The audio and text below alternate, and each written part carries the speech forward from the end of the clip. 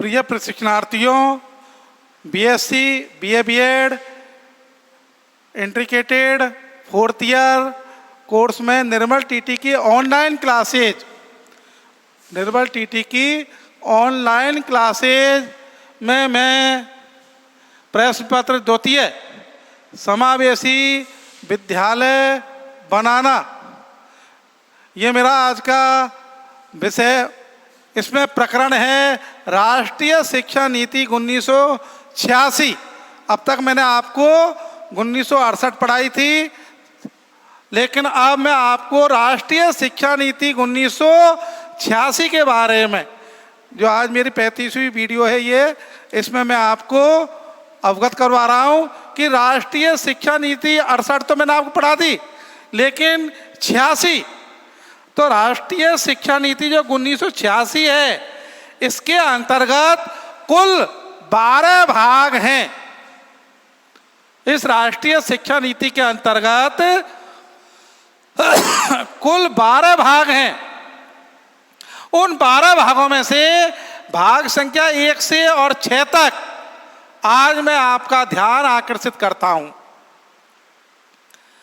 राष्ट्रीय शिक्षा नीति 1986 के 12 भाग हैं कुल। उन 12 भागों में से जो वर्तमान में 6 भाग आज मैं आपके लिए ध्यान आकर्षित करता हूं और शेष के लिए बाद में। तो सबसे पहले भाग संख्या 1 आती है। तो राष्ट्रीय शिक्षा नीति 1986 के जो प्रमुख भाग हैं वो 12 हैं, और 12 में भी पहला भाग है कि राष्ट्रीय शिक्षा नीति की भूमिका, कि इसकी भूमिका क्या है। तो इसके बारे में मैं आपका ध्यान आकर्षित कर रहा हूं। प्रिय प्रशिक्षणार्थियों, देखिए जो राष्ट्रीय शिक्षा नीति है, इसके आलेख में ही कहा गया है, प्रारंभ में ही ये कहा गया है कि मानव इतिहास के आदिकाल से, मानव के आदिकाल से शिक्षा का विविध भांति विकास और प्रसार होता रहा है। मानव जाति का आदिकाल से ही विकास और प्रसार विविध प्रकार से हो रहा है। प्रत्येक देश अपनी जो भी सामाजिक, सांस्कृतिक एवं अभिव्यक्ति है, उसको पनपाने के लिए समय समय पर चुनौतियों का सामना करने के लिए विशिष्ट शिक्षा प्रणाली को विकसित करता है। प्रत्येक देश की आवश्यकता है कि वो अपनी सार्वभौमिकता और संस्कृति और इसकी अस्मिता को और व्यक्ति को इसको पनपाने के लिए और कई चुनौतियों का सामना करने के बाद में वो विशिष्ट शिक्षा प्रणाली को विकसित करता है। लेकिन देश के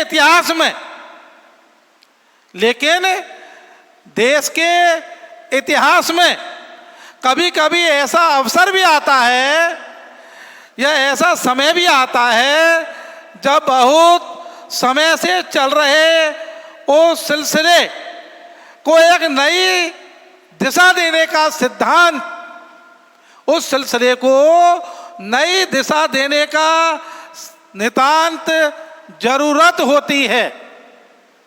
उस सिद्धांत को क्रियान्वित करने की बहुत अधिक आवश्यकता होती है, नितांत जरूरत होती है। आज वही है हमारे भारत देश में। नितांत शिक्षा की आवश्यकता है यहाँ पर। तो देखिए, हमारे देश में आर्थिक और तकनीकी लिहाज से इसके लिए अब कई संसाधनों का इस्तेमाल भी करते हुए समाज में हर वर्ग को इसका फायदा पहुंचना चाहिए। समाज में हर वर्ग के लिए इसका अधिक से अधिक फायदा पहुंचना चाहिए, और शिक्षा के उस लक्ष्य पर पहुंचने का प्रमुख साधन शिक्षा है। देखिए, लक्ष्य तक पहुंचने का जो साधन है, विकास के लक्ष्य तक पहुंचने का जो साधन है, वो वर्तमान में शिक्षा है। वो साधन क्या है? शिक्षा है। लक्ष्यों, शिक्षा का उस लक्ष्य तक पहुंचने का एक प्रमुख साधन है। इसलिए भारत सरकार ने जनवरी 1985 में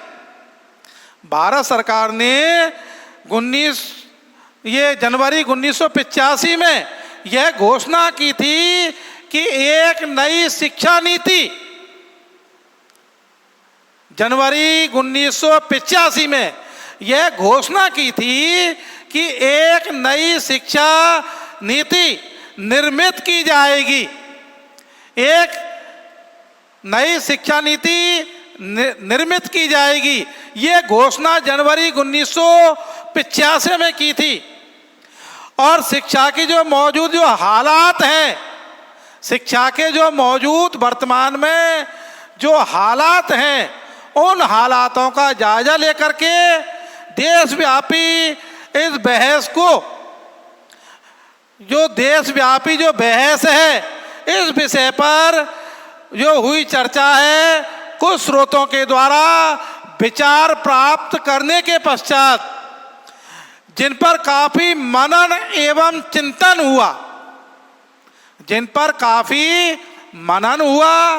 चिंतन हुआ, उसके बाद में राष्ट्रीय शिक्षा नीति के अंतर्गत भूमिका के रूप में 1968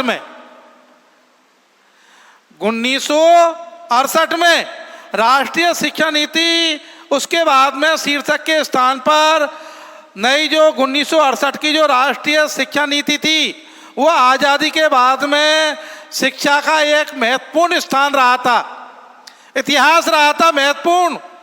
1968 की राष्ट्रीय शिक्षा नीति पहला कदम था, ये महत्वपूर्ण कदम था।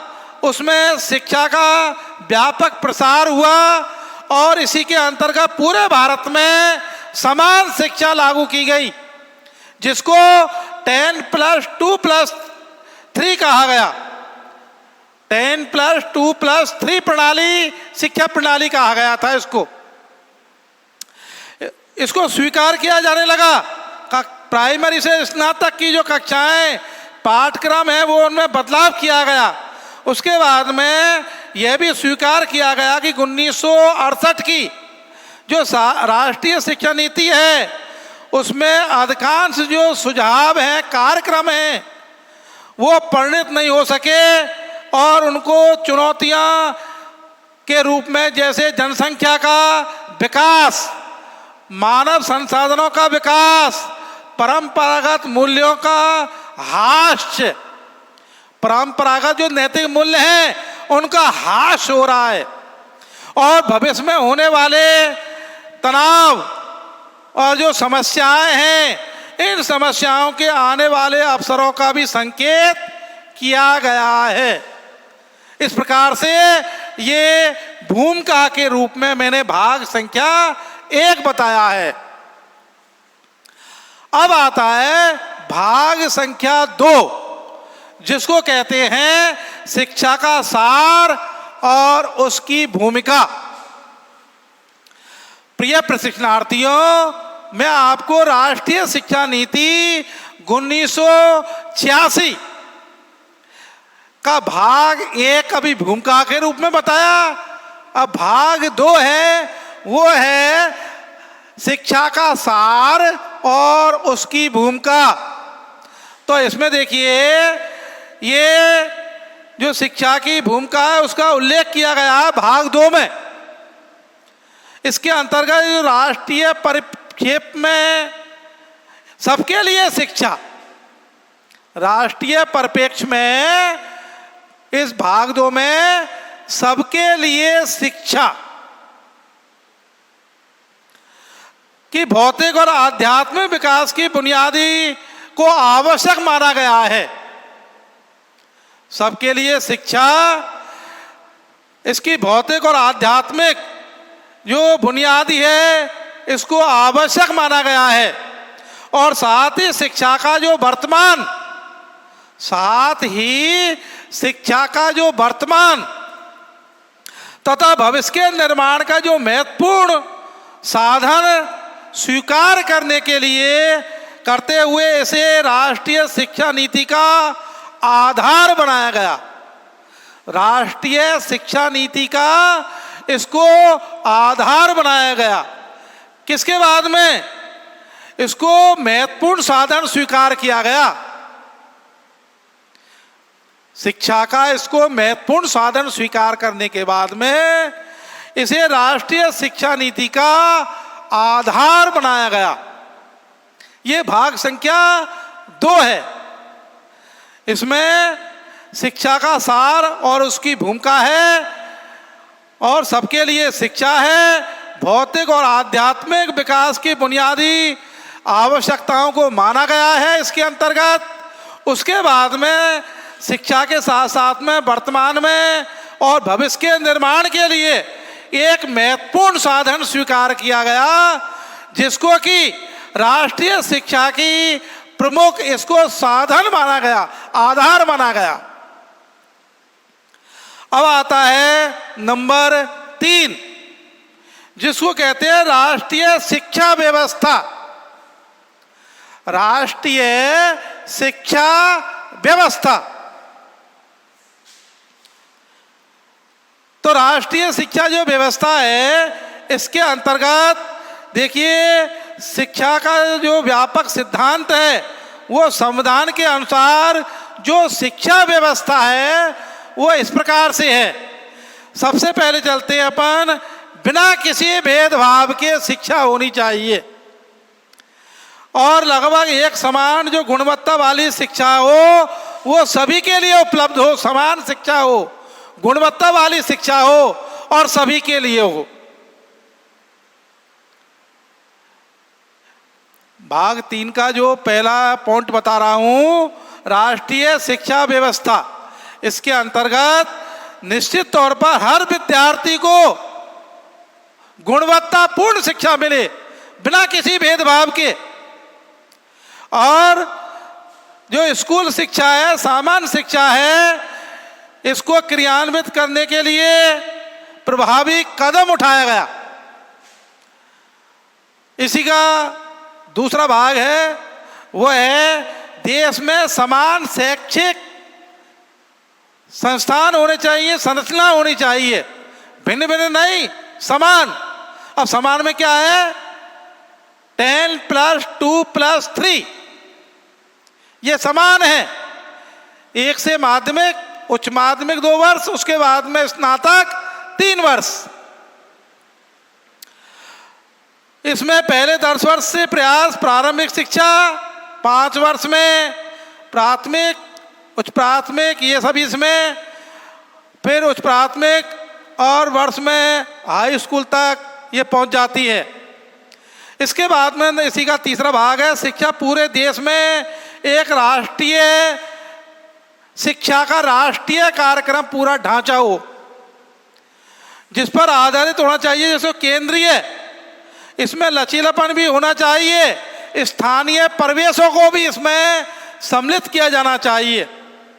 और सामान्य केंद्रीय जो भावना है, भारतीय स्वतंत्रता आंदोलन का जो इतिहास रहा है, उसमें संवैधानिक जिम्मेदारियां और राष्ट्रीय मूल्य आदि होने चाहिए, राष्ट्रीय मूल्यों पर आधारित होनी चाहिए।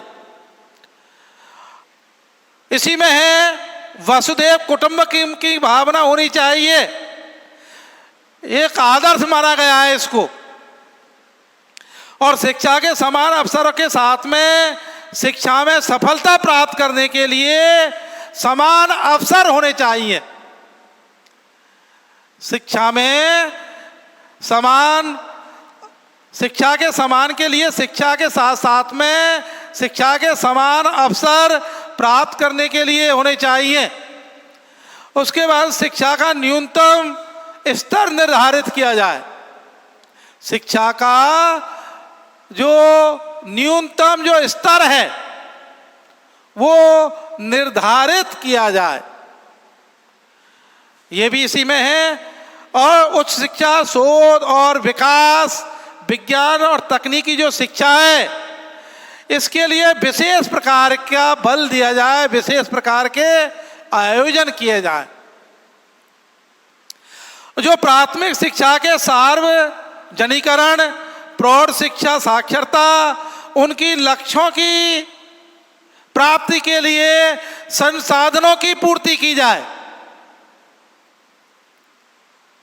पुनः देखिए, प्राथमिक शिक्षा के सार्वजनिकरण अर्थात 6 से और 14 वर्ष तक के आयु को जो आयु के बालक हैं उनको निःशुल्क एवं अनिवार्य शिक्षा, ये सार्वजनिकरण शिक्षा, प्रौढ़ शिक्षा आदि के लक्ष्यों की पूर्ति के लिए संसाधनों का विकास किया जाए या संसाधन जुटाए जाएं। आजीवन शिक्षा के अवसर, आजीवन शिक्षा की आवश्यकताएं, भविष्य में खुली शिक्षा और दूरस्थ शिक्षा पर अधिक बल दिया जाए। ओपन स्कूल, क्रॉसपेंडेंस एजुकेशन, इसका विकास किया जाए। ओपन एजुकेशन, उदाहरण के लिए खुला विश्वविद्यालय कोटा, ये अपना ओपन यूनिवर्सिटी है। तो देखिए, आजीवन जो शिक्षा आवश्यक है, इसके लिए भविष्य में खुली शिक्षा, ओपन एजुकेशन, दूरस्थ शिक्षा, क्रॉसपेंडेंस एजुकेशन पर अधिक बल दिया जाए। इसके बाद में देखिए, प्रशिक्षणार्थियों में आपका ध्यान पुनः आकर्षित कर रहा हूं कि विश्वविद्यालय अनुदान आयोग द्वारा, विश्वविद्यालय अनुदान आयोग के द्वारा अखिल भारतीय तकनीकी शिक्षा परिषद, उसके बाद में राष्ट्रीय शैक्षिक अनुसंधान परिषद, प्रशिक्षण परिषद आदि संस्थाओं की मजबूत बनाया जाए। इन्हीं जो संस्थाएं हैं इनको मजबूत बनाया जाए और राष्ट्रीय जो नीति के कार्यक्रम हैं क्रियान्वयन में सहयोग बनाया जाए। इनके लिए राष्ट्रीय शिक्षा नीति में इनको क्रियान्वित किया जाए और इनका सहयोग बनाया जाए, सहयोगी। तो भाग 3 में केंद्र और राज्यों के बीच में जो सहभागिता है उसका उल्लेख किया गया है कि केंद्र सरकार तो कतिपय क्षेत्रों में जिम्मेदारी स्वीकार करने की बात की गई है। केंद्र सरकार कानून बनाएगी और राज्य सरकारें उनको क्रियान्वित करेंगी। शिक्षा के क्षेत्र में केंद्र सरकार आर्थिक मदद देगी, राज्य सरकारें भी उनमें सहभागिता निभाएगी। ये तीसरे भाग में है जिसको राष्ट्रीय शिक्षा व्यवस्था कहा गया है। अब आता है समानता के लिए शिक्षा। प्रिय प्रशिक्षणार्थियों, समानताओं की शिक्षा संबंधी नीति बनाई जाए। समानता की जो शिक्षा नीति है उसके अनुसार क्या बनाई जाए, नीतियां बनाई जाए। उन नई जो नीतियां हैं उनमें जो विषमताएं हैं उनको दूर करने पर विशेष बल दिया जाए। नई जो नीति बना करके जो उनमें विषमताएं हैं उन विषमताओं को दूर किया जाए। उसके बाद में बल देने की आवश्यकता है कि जो वंचित जो लोग रह रहे हैं, शिक्षा से जो वंचित लोग रह रहे हैं उनके लिए विशेष आवश्यकताओं को ध्यान में रखते हुए ऐसे लोगों की आवश्यकताओं को ध्यान में रखते हुए शिक्षा के समान अवसर उपलब्ध करवाए जाएं। शिक्षा के समान अवसर उन्हें उपलब्ध करवाए जाएं। उसके बाद में इस भाग में जो चौथा भाग है समानता के लिए शिक्षा, इसमें महिला शिक्षाओं के लिए, अनुसूचित जाति जनजातियों के लिए शिक्षा की दृष्टि से जो पिछड़े हुए हैं, जो दूसरे वर्ग हैं, अल्पसंख्यक हैं, विकलांग हैं, प्रौढ़ हैं, इनकी शिक्षा संबंधी जो बातें हैं उन कार्यक्रमों का इसके अंतर्गत उल्लेख किया गया है कि समानता के लिए शिक्षा, कि समानता के लिए शिक्षा। और ये भाग 4 था। अब भाग 5 आ रहा है कि 5 में विभिन्न स्तरों पर शिक्षा का पुनर्गठन, विभिन्न स्तरों पर शिक्षा का पुनर्गठन अर्थात शिशुओं की देखभाल। इसके अंतर्गत शिशुओं की देखभाल और विभिन्न स्तरों पर शिक्षा का पुनर्गठन अर्थात शिशुओं की देखभाल, ये इसी के अंतर्गत आ रहा है। इसमें प्रशिक्षणार्थियों देखिए जो विषयक नीति को प्रस्तुत किया गया है, जिसमें विभिन्न स्तरों पर शिक्षा का पुनर्गठन किया गया है। शिशुओं की देखभाल और शिक्षा में शिशुओं के समेकित विकास पर बल दिया गया है। शिशुओं के समेकित विकास पर अधिक से अधिक बल दिया गया है और उन बच्चों पर भी ध्यान दिया जाए, ऐसे तबके के बच्चे जिनकी पहली पीढ़ी बच्चों को शिक्षा प्राप्त कर रहे हैं, पहली बार ही शिक्षा प्राप्त कर रहे हैं,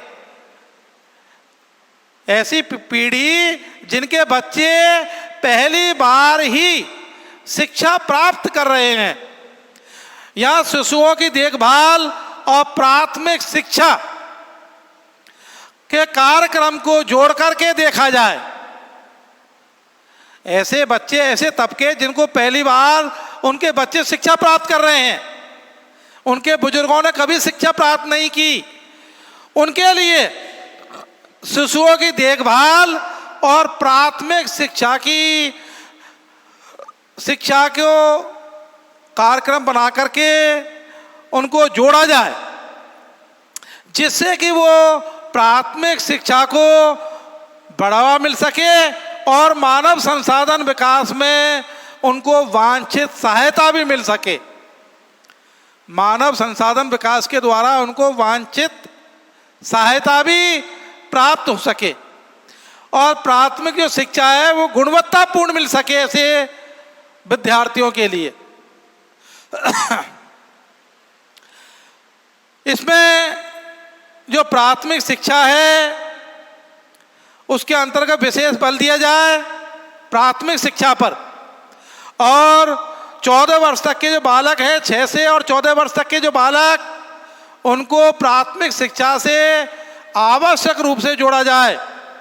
विद्यालय में गुणवत्तापूर्ण शिक्षा दी जाए और उनका ठहराव किया जाए, जिससे कि वो बीच में विद्यालय नहीं छोड़ सकें और उनको बाल केंद्रित दृष्टिकोण के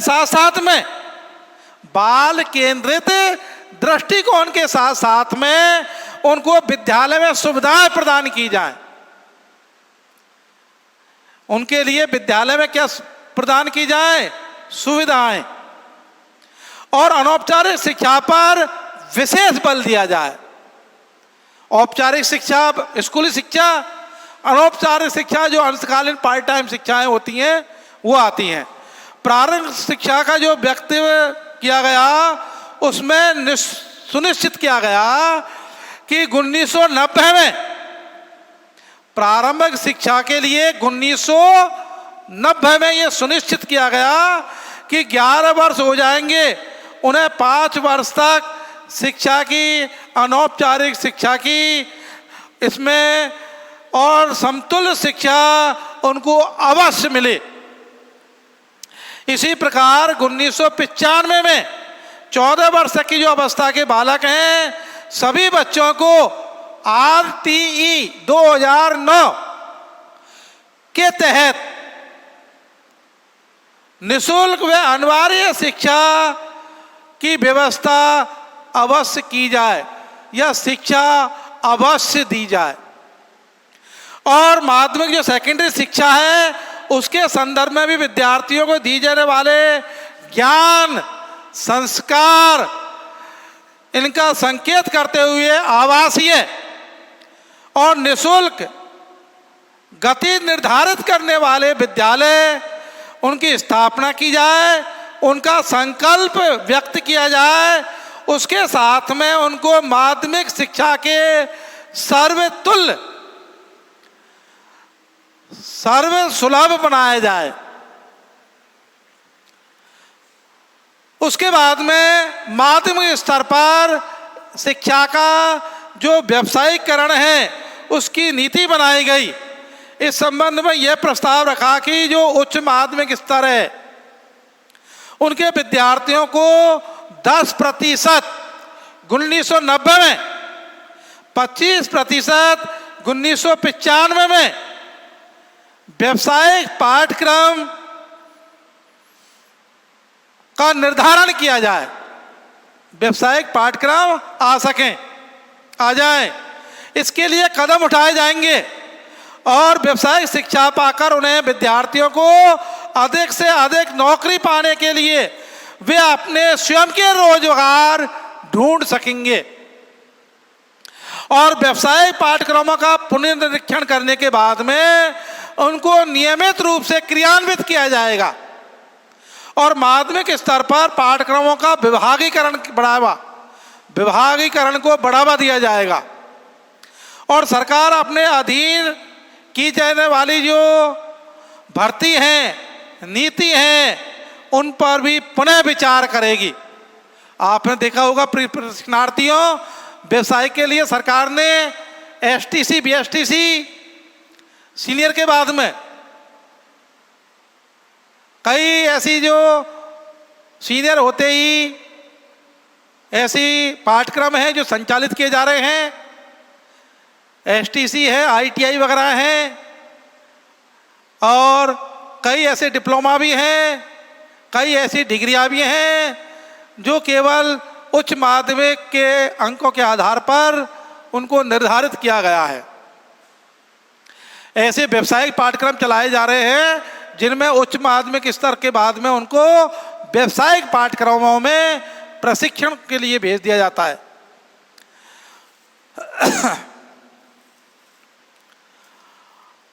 उच्च शिक्षा संबंधी जो नीतियां हैं इसके स्तर में भी पाठ्यक्रमों में सुधार किया जाए।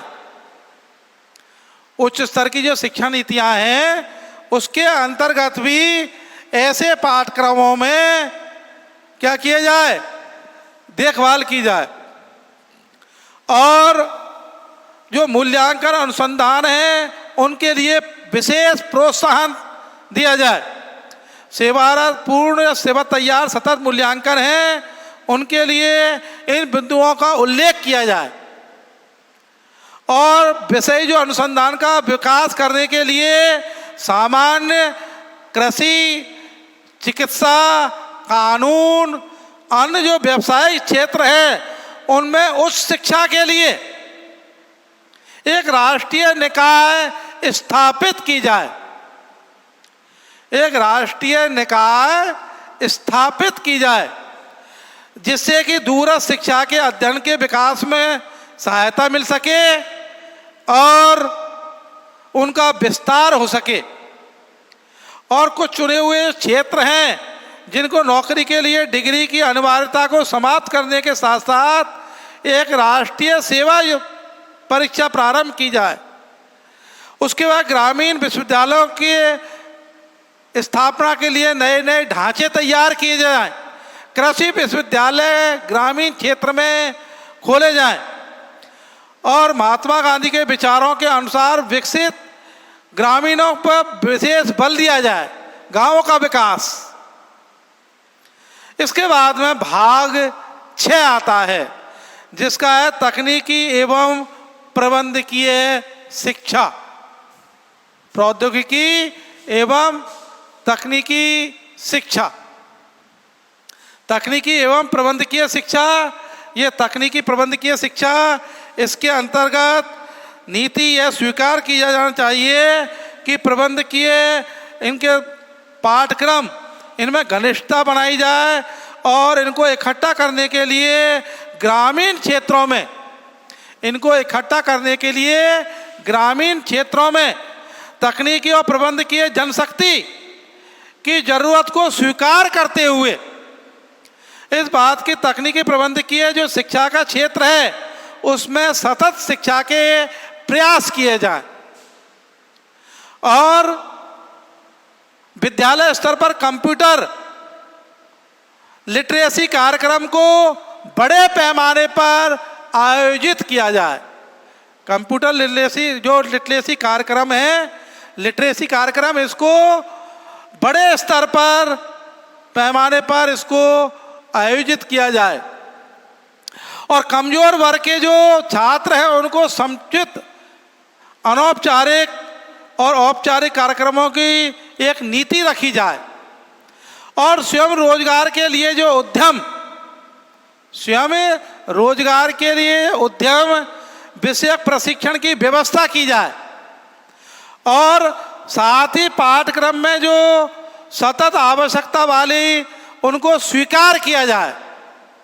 पाठ्यक्रम में जो सतत आवश्यकताएं हैं उनको स्वीकार किया जाए और इस भाग में तकनीकी एवं प्रबंधकीय जो शिक्षा है, इसके नवाचार हैं, इसके शोध हैं, विकास को महत्व स्वीकार करते हुए इनकी समुचित व्यवस्था की जाए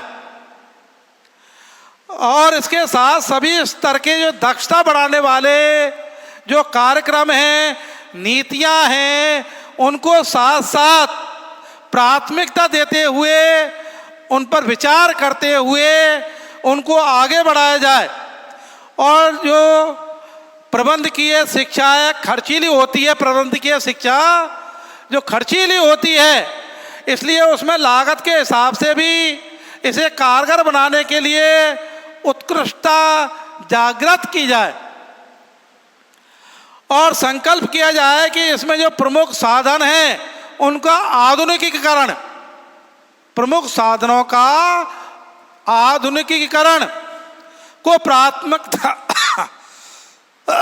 प्राथमिकता दी जाए, आधुनिकीकरण की इसको प्राथमिकता दी जाए और संस्थाओं को विभिन्न प्रकार से सुविधाओं से सुसज्जित किया जाए। जो संस्थान है इनको सुविधाओं से क्या किया जाए, सुसज्जित किया जाए, ऐसी संस्थाओं को सुसज्जित किया जाए और इनके लिए विद्यार्थियों को विशेषकर छात्रों की सुविधाओं के लिए उनका ध्यान रखते हुए शिक्षकों और प्रशिक्षणों की ऐसे प्रशिक्षक जो शिक्षक हैं उन पर विशेष बल दिया जाए और तकनीकी और प्रबंधकीय संस्थाओं को उद्योगों, अनुसंधानों, इनका विकास, संगठनों, सामुदायिक विकास किया जाए और जो प्रबंधकीय जो लाभ हैं इनको अधिक से अधिक बढ़ावा दिया जाए। प्रबंधकीय जो कार्यकलाप हैं उनकी परिवर्तन किया जाए। देखिए, जो तकनीकी व्यवसायिक शिक्षा है उसके व्यवसायीकरण का रोका जाए, उसको व्यवसायीकरण पे। आजकल क्या है, तकनीकी शिक्षा ITI केंद्र वगैरह निजी अधिक हैं, सरकारी कम है। इनके जो स्वीकृत जो मानदंड हैं सामाजिक लक्ष्यों के अनुरूप होने चाहिए और शैक्षिक प्रयासों को एक नई शिक्षा या नई पद्धति की तकनीकी पद्धति निर्धारित की जाए।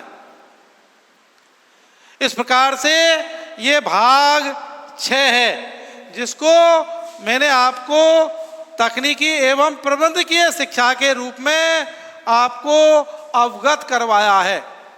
इसके लिए आज धन्यवाद।